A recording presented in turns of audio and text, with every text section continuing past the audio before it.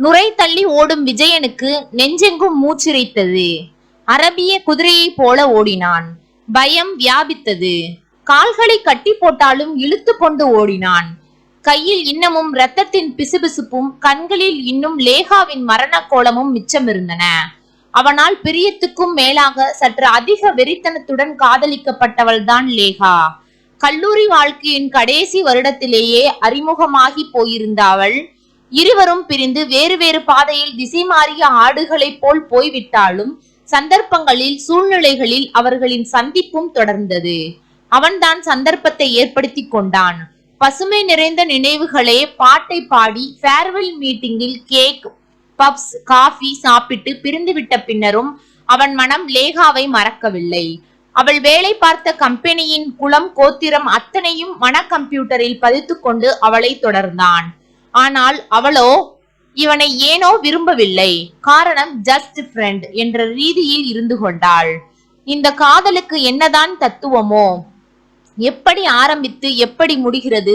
நட்பென்று ஆரம்பித்து காதலில் முடிகிறது, அல்லது காதல் என்று ஆரம்பித்து ஜஸ்ட் ஃப்ரெண்ட்ஷிப் என்று முடிகிறது. ஆனால் இதற்கான ஏமாற்றத்தை தாங்க எத்தனை பேருக்கு மனம் வருகிறது? ஒன்று தாடி வளர்த்து தேவதாசாய் மாறுகிறார்கள், அல்லது ஆறு, ஏரி, ரயில் தண்டவாளம் என்று புகலிடம் தேடுகிறார்கள். இரண்டும் இல்லாவிட்டால் தீவிரவாதியாய் மாறி காதலியை கொன்றுவிட நினைக்கிறார்கள். விஜயனை போல. பசுவை பார்த்தாலே 10 அடி விலகி போற விஜயனுக்கு கொலைவெறி வந்தது ஆச்சரியமான ஆச்சரியம்தான். அவன் ரூம்மேட்டும் அவனின் சகலகலா ஆஸ்தான ஆலோசகனுமான பாஸ்கரிடம் தன் காதலை பற்றியும் லேகாவை பற்றியும் விலாவரியாய் சொல்லி இருந்தான். லேகாவின் குணாதிசயங்களையும் பாஸ்கர் அலசி ஆராய்ந்து விஜயனுக்கு பலமாகவே அட்வைஸ் பண்ணினான். லேகா உனக்கு தாண்டா. சில கேஸ்கள் முதலில் படியாத மாதிரி அலட்டும், அந்த கேஸ் தான் கடைசியில் நம்மை வந்து கட்டிக்கும் என்றான். இந்த அட்வைஸால் மனம் குளிர்ந்து போன விஜயன் தன் காதல் சாம்ராஜ்யத்தின் கனவு கோட்டைகளின் அடுக்குகளை கூட்டிக் கொண்டே போனான். ஆனால் அவளோ பூ என்று ஊதிவிட்டாள். முடியாது, இனிமே நீங்க என்னை ஃப்ரெண்டாக கூட பார்க்க வர வேண்டாம். மேலும் நான் ஒருத்தனிடம் என்னை பறிகொடுத்து விட்டேன், அவன்தான் என் புருஷன் என்று முகத்தில் எடுத்த மாதிரி கதவை சாத்திவிட்டு தன் விஸ்தாரமான பங்களாவுக்குள்ளே போய்விட்டாள். ஒரு கணம் அப்படியே உலகம் சுழன்றது. கீழே விழப்போனவனை தோட்டக்காரன் தாங்கி கொண்டான். தம்பி, என்னாச்சு என்று தண்ணீர் கொண்டு வந்தான்.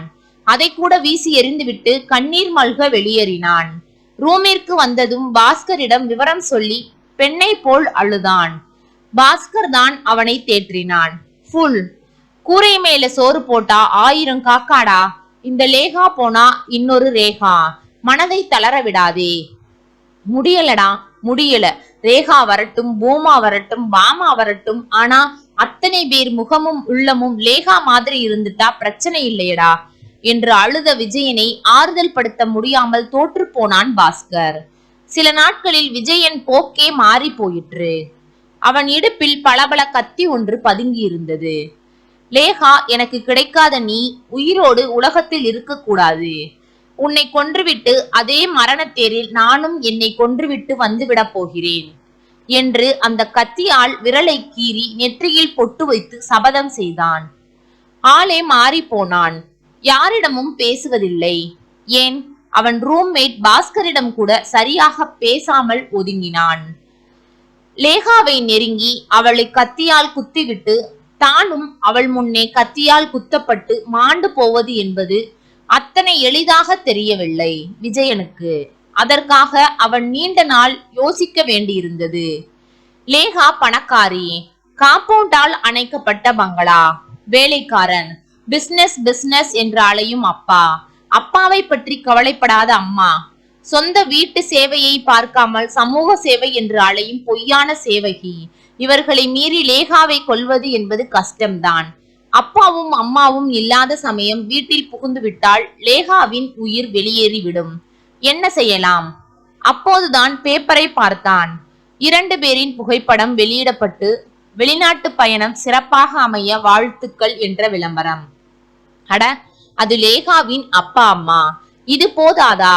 தோட்டக்காரனை சில 100 கொடுத்து மயக்கிவிட்டு உள்ளே நுழைந்து சதக். திட்டம் ரெடியாகி விட்டது. தூங்கிக் கொண்டிருந்த பாஸ்கரிடம் பிரியா விடை பெற்றுவிட்டு ஊரில் இருக்கும் அப்பா அம்மாவை மானசீகமாக நமஸ்கரித்துவிட்டு வெளியே இறங்கி இருட்டுக்குள் திருட்டுத்தனமாய் நடந்து லேகாவின் பங்களாவை கத்தியுடன் நெருங்கி அவள் அறைக்குள் தாவி குதித்தான். தடார் என்று வழுக்கி விழுந்தான். தரையில் ஏற்கனவே லேகாவின் ரத்தம்.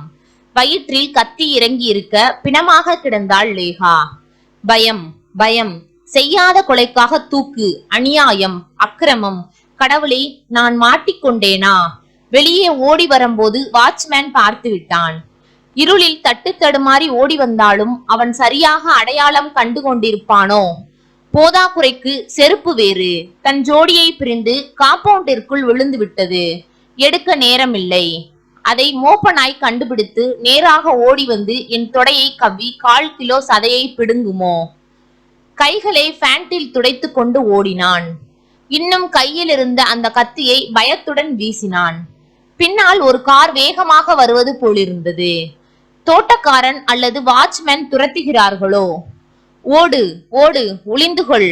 அவன் ஓட முயற்சிக்கையில் எந்த பிரகஸ்பதியோ வாழைப்பழத்தை சாப்பிட்டு ஏப்பம் விட்டுவிட்டு தோலை நடுவழியில் போட்டிருந்தான். விஜயனின் கால் அதில் பட்ட மறுகணம் ஐஸ் ஸ்கேட்டிங் பண்ணுவது மாதிரி ஸ்வைங் என்று வழுக்கி தடார் என்று விழ பின்மண்டை நச்சென்று தரையில் இடிக்க பொறிகளங்கி போய் மயங்கி சாய்ந்தான் விஜயன்.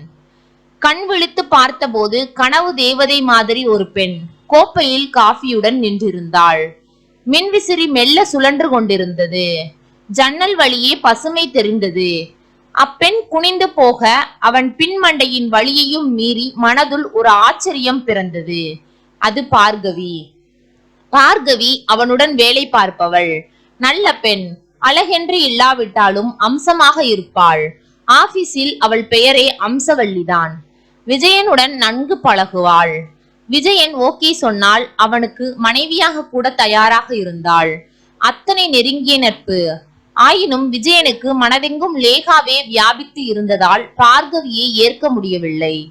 ஆனால் பார்கவியோ மணந்தால் உன்னைத்தான் மணப்பேன், அந்த லேகா நீ நினைப்பது போல் நல்ல பெண் அல்ல என்பாள்.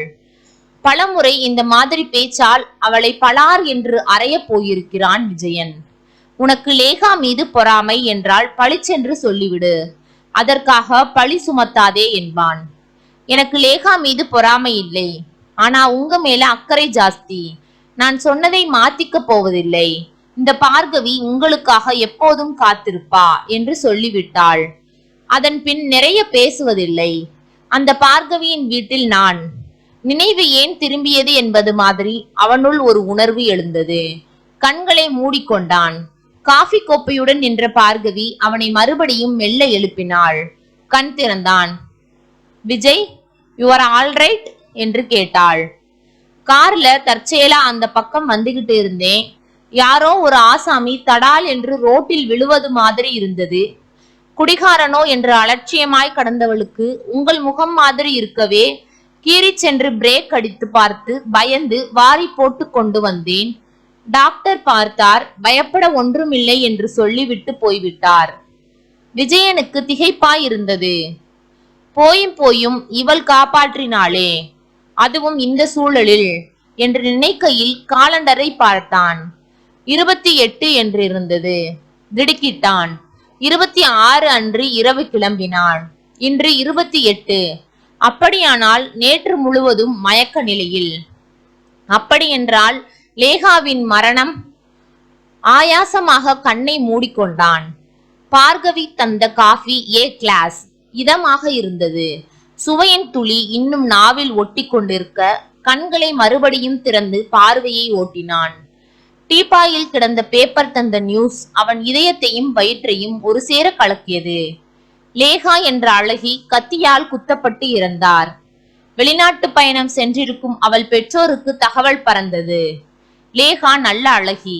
தனியார் கம்பெனி ஒன்றில் இப்படி போன செய்தி இடியாய் அவனை தாக்கியது. அப்போது பார்கவி வந்தாள். விஜயன், மனசை தேத்திக்கோங்க. உங்க ஆருயிர் காதலி லேகாவை யாரோ கத்தியால் குத்தி மர்டர் பண்ணிட்டாங்க என்றவுடன் விஜயன் அதிர்ந்தான். இவள் ஆழம் பார்க்கிறாளா? விஜயன், நான் சொன்னா நீங்க நம்பல. அவ ஒரு மாதிரி பொண்ணு. அவளை போய் நீங்க உத்தமின்னு தலையில் தூக்கி வச்சுட்டு ஆடுனீங்க. அவ உங்களை உதாசீனப்படுத்தினதுக்கு அப்புறமும் நீங்க பிடிவாதமாக அவளை காதலிச்சீங்க. உங்களுக்காக உயிரையும் விட தயாராக இருந்த என்னையும் நிராகரிச்சீங்க. சரி போகட்டும். போலீஸ் இப்ப படு சுறுசுறுப்பா தேடிக்கிட்டே இருக்காங்களாம். கொலைகாரனின் ஒரு செருப்பு காம்பவுண்டுக்கு உள்ளேயே கிடந்துச்சாம். அவனுக்கு இதயம் படபடவென்று துடித்தது. நிச்சயம் அந்த செருப்பு என்னை காட்டி கொடுத்து விடும். இது தவிர பார்க்கின் ஓரம் இரத்தக்கரை படிஞ்ச கத்தி ஒன்றையும் போலீஸ் கண்டெடுத்து இருக்கிறது. அந்த கத்தியை விற்ற கடைக்காரரையும் கண்டுபிடித்து விட்டார்களாம். யார்? RS கம்பெனி அவருக்கு வாங்கிய ஆள் முகம் மறந்து போச்சுன்னு சொல்லி இருக்காரு. நிம்மதி மூச்சு விட்டான் விஜயன். பார்கவி, இனிமே இந்த விஷயத்தை பற்றி பேசாதே. நான் நொந்து போயிருக்கேன். எரிச்சலுடன் கண்ணை மூடிக்கொண்டான். 2 நிமிடங்களில் கதவு தட்டப்பட்டது. பார்கவி எழுந்து சென்றாள். இவனுக்கு பக் பக். போலீஸா இருக்குமோ? அவர்கள் மகா கில்லாடிகள். கண்டுபிடித்து விடுவார்கள். ஒற்றை செருப்பை வைத்துக் கொண்டு கொலைகாரனை பிடித்து விடுவார்கள். கொலைகாரன் அது நான் தான் என்று அவர்கள் அடித்து சொல்வார்கள். போலீசின் அகராதியில் சாட்சிகள் தானே கொலைகாரனை நிர்ணயிக்கின்றன. நான் நிரபராதியாக இருந்தால் கூட எனக்கு கொலைகாரன் பட்டம் கிடைக்கப் போகிறது. காரணம், எனக்கு எதிராக ஏராளமான சாட்சிகள். செருப்பு, பார்க்கில் கண்டெடுக்கப்பட்ட என் கத்தி, கடைக்காரர் என் முகத்தை பார்த்தால் சொல்ல போகும் சாட்சி எல்லாமே என்னை தூக்கு களத்தில் இறக்கிவிட்டன. கடவுளே! பார்கவி கதவை திறந்தாள். சத்தம் கேட்டது. யாரோ வருகிறார்கள். அட, எங்கேயோ கேட்ட குரல். பாஸ்கர். வாங்க பாஸ்கர், நீங்க வருவீங்கன்னு தெரியும். வரவேற்றாள் பார்கவி. பார்கவி, என்ன சொல்றீங்க? என் ரூம்மேட் விஜயனை 2 நாளா காணோம். உங்ககிட்ட விசாரிச்சுட்டு போலாம்னு வந்தேன். உட்காருங்க. உங்க ஃப்ரெண்ட் வாழைப்பழத்தோளில் வழுக்கி விழுந்து மண்டையில் அடிபட்டு உடம்பெல்லாம் ரத்தம். இப்ப என் கஸ்டடியில். மை காட், வேறு ஒன்றும் இல்லையே? சத்தியமா இல்ல. He is all right. விஜயனுக்கு பெரிய பாரம் இறங்கிய நிம்மதி. நல்ல வேலை வந்தது பாஸ்கர் தான். உள்ளே நுழைந்த பாஸ்கரை பார்த்ததும் கண்களில் நீர் முட்டிவிட்டது. இவனிடம் விஷயத்தை சொல்லிவிடலாமா? என்னை செருப்பால் அடிப்பான். இவனும் பார்கவியைப் போல மெல்ல மெல்ல எனக்கு எதிராக பேச ஆரம்பித்து விட்டான். அந்த லேகா கழுதையை மறந்துடு என்று மந்திரம் போட ஆரம்பித்திருந்தான். இப்ப போய் விஷயத்தை சொன்னால், நான் அப்பவே சொன்னேன்லடா மடையா, போய் தூக்குல தொங்கு என்று இவனே மாலை போட்டு என்னை அனுப்பி வைப்பான். விஜயனுக்கு குழப்பமாயிருந்தது. போலீஸ் வந்து விஷயம் சொல்லி என்னை பிடிப்பதற்குள் நான் நிரபராதி, லேகாவை நான் கொல்லவில்லை என்று சொல்ல வேண்டும். யாரிடம் சொல்ல நுணலும் தன் வாயால் கெடும் என்பது மாதிரி கெட்டு போய்விட்டாள். டே பாஸ்கர், விஜயன் மெல்ல கூப்பிட்டான். விஜயா, பிளடி ராஸ்கல், என்னிடம் சொல்லிவிட்டு போக வேண்டியதுதானடா என்று பாஸ்கர் விஜயனை திட்டினான். பார்கவி, நல்ல வேலை நீங்க காப்பாத்துனீங்க, இல்லாட்டி இவன் ரத்த சேதமாகி செத்தே போயிருப்பான். பார்கவி, தேங்க்ஸ் என்றான் விஜயன். பார்கவி பொதுவாக ஒரு சிரிப்பு சிரித்துவிட்டு உள்ளே போய் கூல்ட்ரிங்க்ஸ் எடுத்து வந்தாள். பாஸ்கர் கூல்ட்ரிங்க்ஸை வாயில் வைக்க போகும் சமயம் வாசலில் லடாய் சத்தம் கேட்டது. Police jeep. விஜயனுக்கு சப்த நாடியும் ஒடுங்கிற்று. பாஸ்கரும் பார்கவியும் வெளியே போய் பார்த்து இன்ஸ்பெக்டரிடம் என்ன விஷயம் என்று கேட்டனர். இங்க வாசல்ல உங்க குப்பை தொட்டியில் இந்த செருப்பு கிடந்தது. இது யாருடையது என்று சொல்ல முடியுமா என்றார். பாஸ்கர் திடுக்கிட்டான். அது விஜயன் செருப்பு. போன வாரம் அவனும் விஜயனும் போய் வாங்கிய செருப்பு. குரல் கேட்ட மறுகணம் விஜயன் வாரி சுருட்டி எழுந்து அறையின் மற்ற வாசல் வழியாக தப்பித்தான். பின்புறம் வழியாக ஓடினான். இன்ஸ்பெக்டரிடம் சிக்கக்கூடாது. சிக்கினால் தூக்குதான். நிச்சயம் லேகாவின் கொலை விஷயமாகத்தான் வந்திருக்கிறார். ஏற்கனவே ஒரு செருப்பு அவரிடம் சிக்கி இருந்தது. இப்போது அரைகுறை நினைவில் கலற்றி எறிந்த மற்றொரு செருப்பும் அவர் கையில். நிச்சயம் மாட்டிக்கொண்டான். பாஸ்கர் விழி பிதுங்கி நிற்கையில் இன்ஸ்பெக்டர் கம்பீரமாக நுழைந்தார். என்ன மேடம் பாக்குறீங்க? இந்த செருப்பை பற்றி ஏதாவது தெரியுமா? இல்லையே, என்ன விஷயம் என்றால் தயக்கமாக பார்கவி.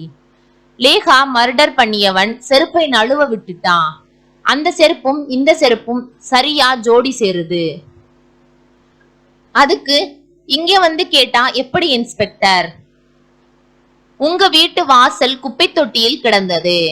கொலை நடந்த இடத்திலிருந்து இது ரொம்ப தொலைவு இன்ஸ்பெக்டர். மேலும் நாய் கூட தூக்கிட்டு வந்து போட்டிருக்கலாம். இந்த செருப்பை பற்றி எங்களால எதுவும் சொல்ல முடியல. நாங்க இதை பார்த்ததில்லை. இன்ஸ்பெக்டர் ஒரு முறை நோட்டம் விட்டுவிட்டு ஓகே என்றவாறு போய்விட்டார். திரும்பி வந்த பார்கவிக்கும் பாஸ்கருக்கும் அதிர்ச்சி. விஜயன் மிஸ்ஸிங். பார்கவி அதிர்ச்சியுடன் பார்த்தாலும் பாஸ்கருக்கு விஷயம் புரிந்துவிட்டது. அந்த செருப்பு நிச்சயம் அது விஜயன் செருப்பு. லேகா வீட்டருகே கிடந்தது ஒரு செருப்பு. இதுவும் ஜோடி சேர்த்தால் விஜயன் தப்பித்து ஓடிய காரணம் பாஸ்கருக்கு விளங்கியது. ஆனால் பார்கவி குழம்பி போனாள். பாஸ்கர், உங்க ஃப்ரெண்டு எங்கே ஓடிட்டாரு? இங்கேதான் எங்கேயாவது போயிருப்பான். பையனுக்கு இதே பொழப்பு. மறுபடியும் வாழைப்பழ தோளில் வழுக்கி விழாமல் இருந்தால் சரி, சொல்லிவிட்டு வேகமாய் வெளியேறினான். லேகாவின் கொலையில் வசமாக மாட்டிக்கொண்ட விஜயனை நினைத்து அவனுக்கு பாவமாக இருந்தது. போலீஸ் அத்தனை எளிதில் ஏமாந்து விடாது என்று பாஸ்கருக்கு தெரியும். தனது தூரத்து உறவினர் வீட்டில் பதுங்கி இருந்த விஜயன் பரபரப்பாக அன்றைய நாளிதழில் கண் பதித்து படித்துக் கொண்டிருந்தான். லேகாவின் மரணத்திற்கு காரணம் விஜயன். போலீசின் சந்தேகத்தை சாட்சிகளும் விஜயனின் தலைமறைவும் உறுதிப்படுத்துவதாக செய்திகள் கூறின. மாமா வந்தார். பட்டென்று பேப்பரை மறைத்துக் கொண்டான். போலீசிற்கு உடனே கடிதம் போட வேண்டும்.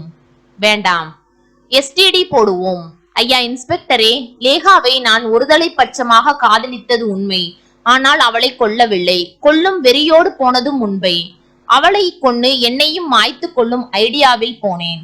ஆனால் அதற்கு முன்னே யாரோ அவளை கொன்றிருந்தார்கள். ஐயா இன்ஸ்பெக்டரே, உங்கள் விசாரணையின் கோணத்தை மாற்றி அமையுங்கள். கொலைகாரன் பிடிபடுவான். அதுவரை நான் தலைமறைவு வாழ்க்கைதான். மன்னியுங்கள். மனதினுள் சொல்லி ஒத்திகை பார்த்து கொண்டான். இருட்டியதும் மாமாவின் சட்டை பையிலிருந்து கணிசமான பணத்தை அமுக்கி பொடிநடை நடந்து எஸ்டிடி ரகசிய குரலில் பண்ணினான். மறக்காமல் லோக்கல் கால் என்று பொய் சொன்னான். மறுமுனையில் போலீஸ் அதிர்ந்தது. மெல்ல திரும்பினான். நிம்மதி இல்லை. தூக்கம் போயிற்று. அரைகுறையாய் வந்த தூக்கத்தில் கூட ஜெயில், கம்பி, களி, கயிறு என்று வந்து பயமுறுத்தின கனவுகள். எழுந்து உட்கார்ந்து கொண்டான். விடிந்த நேரத்தில் தூக்கம் வந்தது. ஆனால் யாரோ கதவை தட்டினார்கள். மெல்ல திறந்து பார்த்தான்.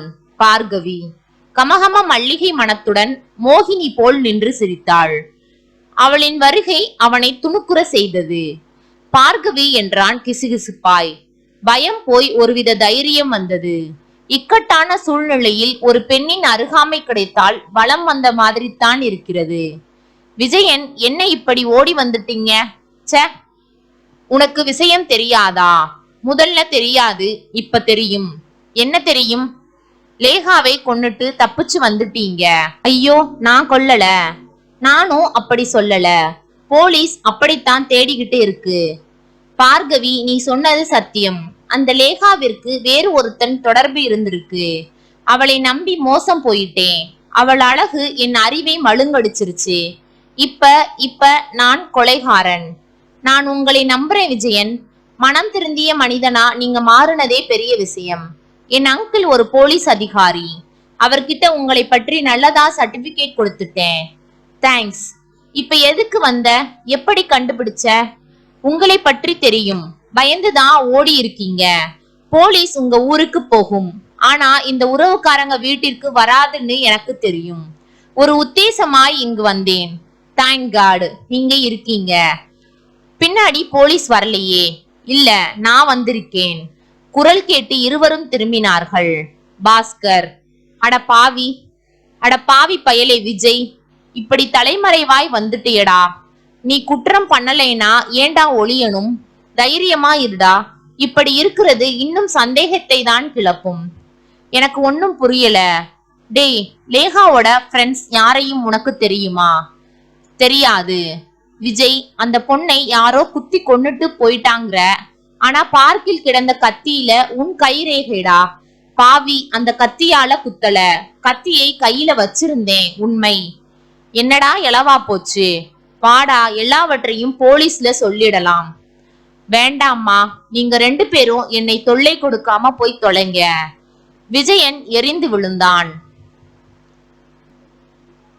விருட்டென்று ஒரு பேப்பர் வந்து விழுந்தது. விஜயன் படக்கென்று எடுத்தான். தலைப்பை பார்த்ததும் திடுக்கிட்டான்.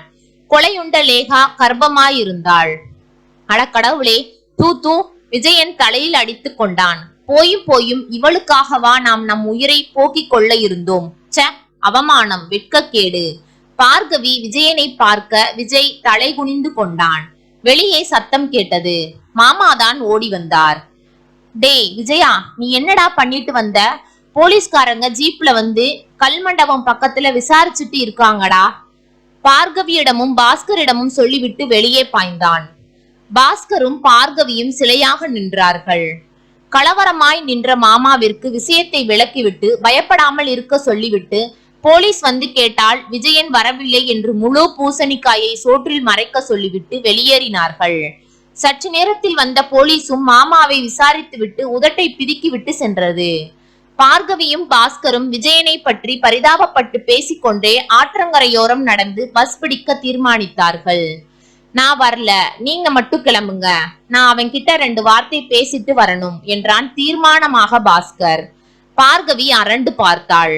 அவன் சொல்லில் ஏனோ தடுமாற்றம் தெரிந்தது. விஜயனுக்காக இப்படியா பயப்படுவான்? எங்கே போய் ஒளிவது? விஜயனுக்கு தலை சுற்றியது. ஆவதும் பெண்ணாலே அழிவதும் பெண்ணாலே என்பார்கள். நான் பெண்ணால் அழிய போறேனா? பஸ் ஒன்று வந்தது. மாமாவின் பணம் பையில் இருந்தது.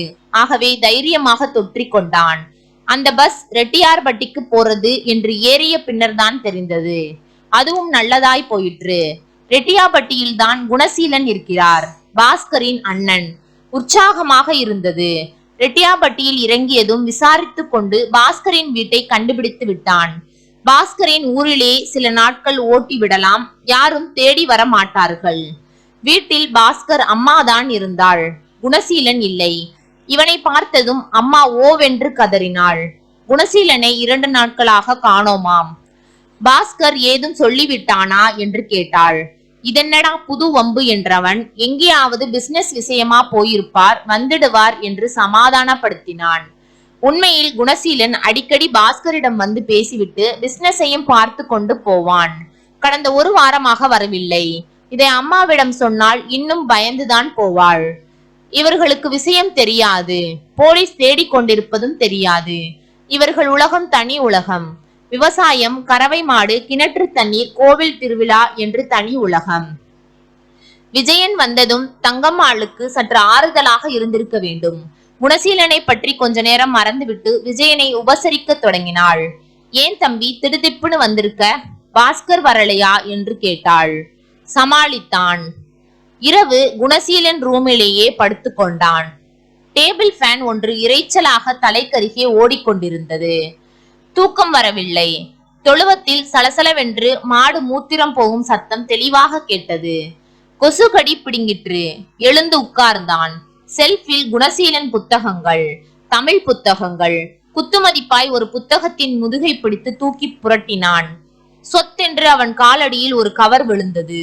எடுத்தான். எடுக்கும் போதே கவர் பிரிந்து ஒரு போட்டோ விழுந்தது. அவன் உடலில் 1000 வாட்ஸ் மின்சாரம் பாய்ந்தது. போட்டோவில் சிரித்துக் கொண்டிருந்தாள் லேகா. என் உயிரினும் மேலான குணசீலனுக்கு என்று எழுதி கையெழுத்திட்டிருந்தாள். விஜயனின் கைகள் நடுங்கின. இதை சற்றும் எதிர்பாராத அவன் விக்கித்து நின்றான். லேகா, நான் ஒருவனிடம் என் மனதை பறிகொடுத்து விட்டேன் என்று சொன்னது இவனைத்தானா? குணசீலன் அடிக்கடி விவசாயம், பிசினஸ் என்று அங்கு வந்த காரணம் விளங்கிற்று. விக்கித்து நின்ற விஜயனுக்கு இன்னொரு அதிர்ச்சி காத்திருந்தது. தற்செயலாக உரையை பார்த்தவனுக்கு சுருட்டி வைக்கப்பட்டிருந்த ஒரு இரத்தக்கரை துணி கிளியுற்றது. கண்கள் நிலை குத்த அந்த துணி மூட்டையை மெல்ல எடுத்தான் விஜயன். உடம்பு தெப்பலாய் நனைந்து போயிற்று. அது பெண்ணின் கர்ச்சீஃப். அந்த கர்ச்சீஃபை பார்த்ததும் சட்டென்று நினைவுக்கு வந்தது. அது லேகாவின் கர்ச்சீஃப். விஜயனுக்கு ஒன்றும் ஓடவில்லை. இரத்தக்கரை படிந்த லேகாவின் கைக்குட்டை இங்கு குணசீலன் ரூமில் ஏதோ நெருடியது. படபடவென்று புத்தகங்கள் செல்ஃபை குடைந்தான். சில கடிதங்கள் சிக்க, எல்லாம் லேகா இவனுக்கு எழுதிய கடிதங்கள். அத்தனையும் காதல் சொட்டும் கடிதங்கள். ஆனால் சில கடிதங்களில் அவள் குணசீலனை மிரட்டும் பாணியில் எழுதியிருந்தாள். அதாவது நாள் ஆக ஆக மிரட்டல் கடிதங்கள் மாதிரி வந்திருந்தன. நீங்க பணம் தராட்டி நான் விவேக்கை கல்யாணம் பண்ணிக்குவேன். இது நிச்சயம் என்ற தொனியில் மிரட்டல் கடிதம். விஜயன் அத்தனை கடிதங்களையும் அந்த இரத்தக்கரை துணியையும் பத்திரப்படுத்தி கொண்டான். இரவோடு இரவாக சொல்லாமலேயே கிளம்பி விட்டான். விஷயம் தெரிந்து போயிற்று. குணசீலன் லேகாவை மறக்க முடியாமலும் அவள் தொல்லை தாழ முடியாமலும் இருந்திருக்கிறான். ஆகவே தீர்த்து விட்டான். இப்போது அவன் மாயமாய் மறைந்து விட்டான். 2 4 என்று கணக்கு போட கஷ்டமா என்ன? முதலில் பாஸ்கரை பார்த்து விஷயத்தை சொல்ல வேண்டும். பிறகு மறைந்து வாழும் குணசீலனை கண்டுபிடிக்க வேண்டும். போலீசில் எல்லாவற்றையும் சொல்லிவிட வேண்டும். அழகோடு பிறந்தாயடி, காலேஜ் படிக்கும் போதே மாணவர்களை மயக்கி அவர்களை வீழ்த்துவது உன் வாடிக்கை. அவர்களை உன் பின்னே வரவழைத்து அவர்களை ஏமாற்றும் குணம் இப்பதானடி தெரிகிறது. குணசீலனின் பணத்தை கறந்து கறந்து அவனை வெறியனாக்கி கொலைகாரனாகவும் ஆக்கிவிட்டாள். நானே உன்னால் கொலைகாரனாக பார்த்தேனே மடப்பெண்ணே. விஜயன் பஸ்ஸில் பலவாறு யோசித்து உட்கார்ந்திருந்தான். பஸ்ஸின் இரவு நேர வேகம் படு பயங்கரமாக இருந்தது. விடியல் நேரத்தில் ஊருக்கு போய்விடும். கொஞ்சம் கண் அயர்ந்தான். திடீரென்று பஸ் நின்றது. விழித்து கொண்டான். பஸ்ஸின் பின்புறம் 2 போலீஸ்காரர்கள் ஏறினார்கள். சப்த நாடியும் நடுங்கியது. முதலில் பாஸ்கரை பார்த்துவிட்டு தான் இவர்களிடம் சிக்க வேண்டும் என்று நினைத்தவன் கண்ணிமைக்கும் நேரத்தில் தொப்பென்று இறங்கினான். பிடியுங்கள் பிடியுங்கள் என்று போலீஸ்காரர்கள் கத்தினார்கள். அவனை துரத்தினார்கள். விஜயனுக்கு கால்களின் வேகம் பிரமாதமாக இருந்தது. சட்டென்று ஒரு பாலுங்கிணற்றில் இறங்கி பதுங்கிக் கொண்டான்.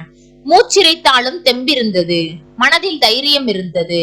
அவர்கள் கிணற்றை கடந்து போவதும் பட்டணத்துல ஒரு பொண்ணை கொலை செய்துட்டு இங்கே வந்துட்டானாம், யாருன்னு தெரியல என்று பேசிக்கொண்டே போவது கேட்டது. அவர்கள் சென்ற சில நிமிடங்களில் மெல்ல மேலே ஏறிய போது ரத்தம் உறைந்த மாதிரி இருந்தது. யாரோ அவன் காலை கிணற்றுக்குள் இருந்து இழுப்பது மாதிரி சப்த நாடியும் ஒடுங்கியது. கிணற்றுக்குள்ளே யார்? பேயா பிசாசா? எட்டி உதைத்தான். பிளீஸ் காப்பாத்துங்க. அது ஒரு மனித குரல், ஆண் குரல். லேசாக குனிந்து ஒரு கையை கொடுத்தான். மறு கையால் அவரை பிடித்து இழுத்தான். மெல்ல கிணற்றின் கைப்பிடிக்கு வந்தபோது நிலவு வெளிச்சத்தில் சட்டென்று அந்த மனிதனின் முகம் புரிந்து போயிற்று. குணசீலன். நீங்களா? விஜயன் வியப்புடன். தம்பி நீயா என்று குணசீலன் அதிர்ந்தான். மறுகணம் அவனை கட்டிக்கொண்டு என்னை காப்பாற்றுங்க தம்பி என்றான் கண்ணீர் மல்க. நீங்க தான் என்னை காப்பாற்றணும். லேகாவை நான் கொலை செய்தேன், விஜயன் கொல்லலேன்னு போலீஸ்ல சொல்லி என்னை நீங்க தான் காப்பாற்றணும். ஐயோ தம்பி, லேகாவை நான் கொல்லல. என்ன? ஆமா தம்பி, விவசாயம் கொடுக்கல் வாங்கல் விஷயமா பட்டணம் வர்றப்போ மார்க்கெட்டிங்ல இருந்த லேகா பழக்கமானா. நான் அவளை விரும்பியது உண்மை. ஆனா அவ என்னை காதலிக்கிற மாதிரி நடிச்சு பணத்தை பிடுங்கி இருக்கா. பல ஆண்களை ஏமாத்தி இருக்கா. ஆனா என்கிட்ட தான் ஓவரா போனா. ஏன்னா நான் கிராமத்துக்காரன். என் வயித்துல வளர்ற பிள்ளைக்கு நான் தான் தகப்பன்னு சொன்னா.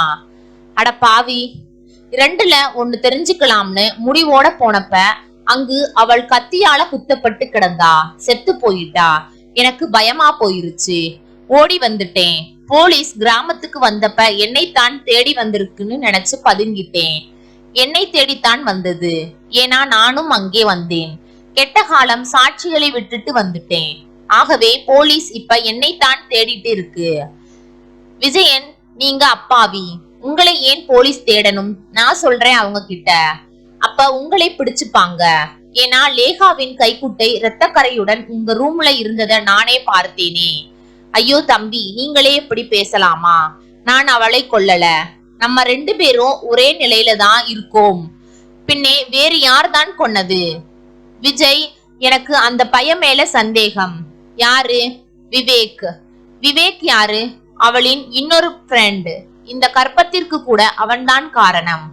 பாவி என்னை பிளாக்மெயில் பண்ணினாள். இதை போல அவனையும் பண்ணி இருப்பாள். அவன் தீர்த்து கட்டி இருப்பான். இப்ப அவன் முகவரிக்கு போகலாமா? சரியான ஐடியா. எக்மோர் அருகே உள்ள விவேக்கின் வீட்டிற்கு வந்தபோது வீடு பூட்டி இருந்தது.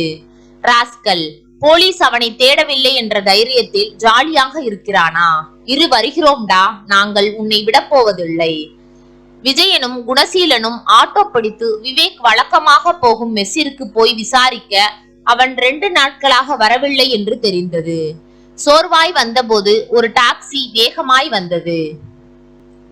உள்ளே இருந்தவர்கள் பாஸ்கர், பார்கவி. அண்ணா என்று கூப்பிட்டான் பாஸ்கர். குணசீலன் அதிர்ந்தான். இனி தன் மானம் கப்பல் ஏற போகிறது. தம்பியின் முன்னால் சிறுமைப்பட்டு நிற்க போகிறோம். செய்யாத பாவத்துக்காக தண்டனையை எதிர்நோக்கி. பாஸ்கர், குணசீலன் வாய் குளற, எனக்கு எல்லாம் தெரிஞ்சு போச்சுன்னா என்றான். பாஸ்கர் பக்கத்தில் பார்கவியும். விஜயனும் பார்த்து தயங்கினான்.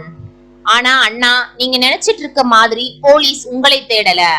விஜயன், உங்களையும் தேடல. பின்ன யாரை தேடுது? யாரையும் தேடல. என்ன சொல்ற? எஸ், தீவிர விசாரணையில லேகாவிற்கு பல நண்பர்கள் என்று தெரிய வந்திருக்கிறது. அதுல mister Gunaseelan, mister Vijayan, mister Vivek முக்கியமானவங்க. இதுல விஜயனும் குணசீலனும் இருக்காங்க, விவேக் மட்டும் மிஸ்ஸிங். உங்களை விசாரிக்கத்தான் போலீஸ் வந்திருக்கு. ஆனா நீங்க பயந்துட்டு ஓடிக்கிட்டு இருந்தீங்க. இந்த நிலையில லேகா வீட்டு பாத்ரூம்ல இருந்து துர்நாற்றம் வந்திருக்கு. பூட்டி இருந்த பாத்ரூமை திறந்து பார்த்தா என்னாச்சு? கத்தியால் குத்தப்பட்டு இறந்து கிடந்திருக்கான் விவேக். போலீஸ் இப்போது புதிய தடயங்களை தேடத் தொடங்கிய போது பல உண்மைகள் கிடைத்தன. லேகா மனமாற விரும்பியது விவேக்கைத்தான்.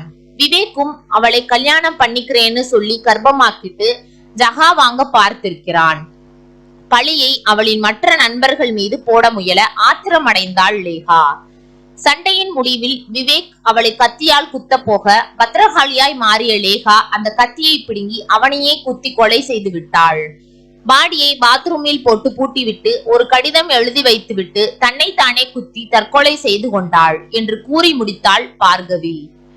விஜயனும் குணசீலனும் பிரம்மையில் உறைந்து போய் நிற்க, வாங்க போகலாம் என கையை பிடித்தாள் பார்கவி.